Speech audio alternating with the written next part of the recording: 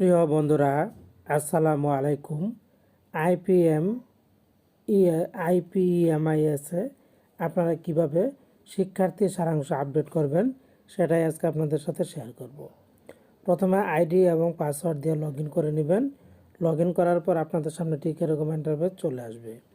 এখান থেকে উপরের দিকে আপনারা পেয়ে যাবেন 3 লাইনস অপশন। 3 লাইনসে একটি প্রেস করে দিবেন।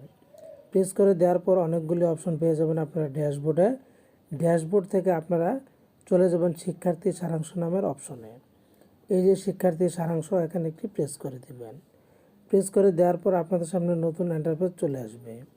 এরকম চলে আসলে প্রথমে আপনারা এখানে দেখতে পাচ্ছেন যেটা করবেন সেটা হচ্ছে শিক্ষার্থী সারাংশে আপনাকে প্রথমেই শিক্ষার্থীর সংখ্যা দিতে হবে। শিক্ষার্থীর সংখ্যার মধ্যে প্রথমে এখানে দিতে হবে প্রাক প্রাথমিক 5+। আপনাদের যদি 4+ থাকে তাহলে এই ঘরে দিবেন, না থাকলে দেওয়ার দরকার নাই। প্রাক প্রাথমিক 5+ দিবেন, প্রথম শ্রেণী দিবেন, দ্বিতীয় শ্রেণী দিবেন, তৃতীয় শ্রেণী দিবেন, চতুর্থ শ্রেণী দিবেন এবং পঞ্চম শ্রেণী দিবেন। এই জায়গাতে আপনারা প্রেস করলেই দেখবেন যে এডিট করার অপশন আছে, আপনারা এডিট করতে পারবেন। তারপরে আপনাদেরকে দিতে হবে পাঠদানের মাধ্যম অনুযায়ী শিক্ষার্থীর সংখ্যা। তো এখানে আমাদের মাধ্যম হচ্ছে বাংলা। বাংলা মাধ্যম অনুযায়ী উপরে যে শিক্ষার্থীর সংখ্যাগুলি দিবেন, নিচে সেই শিক্ষার্থীর সংখ্যা একই রাখবেন, এখানে কোনো পরিবর্তন করবেন না। এরপর আপনাদেরকে দিতে হবে লিঙ্গ অনুযায়ী শিক্ষার্থীর সংখ্যা, ছেলে মেয়ে আলাদা দিতে হবে।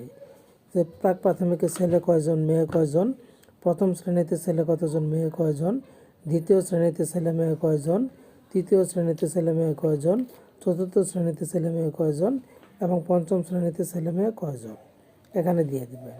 এরপর স্ক্রল ডাউন করে নিচের দিকে চলে যাবেন। নিচের দিকে যাওয়ার পর এখানে দিতে হবে ধর্ম ও পাঠদানের মাধ্যম অনুযায়ী শিক্ষার্থীর সংখ্যা।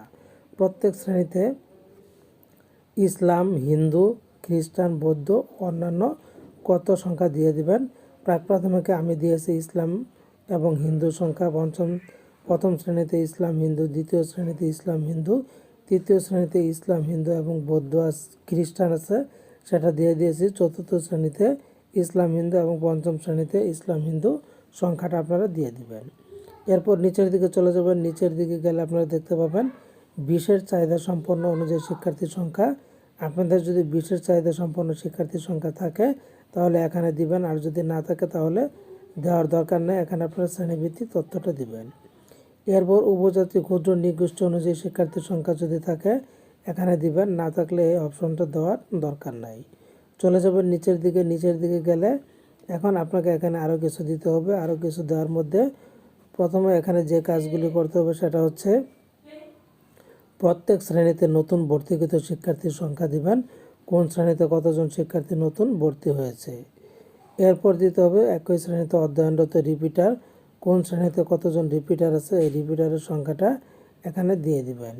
এরপর পূর্বের শ্রেণী থেকে উত্তীর্ণ সংখ্যাটা এখানে দিয়ে দেবেন, পূর্বের শ্রেণী থেকে কতজন শিক্ষার্থী উত্তীর্ণ হয়েছে সংখ্যাটা এখানে বসিয়ে দিবেন। এরপর নিচের দিকে চলে যাবেন।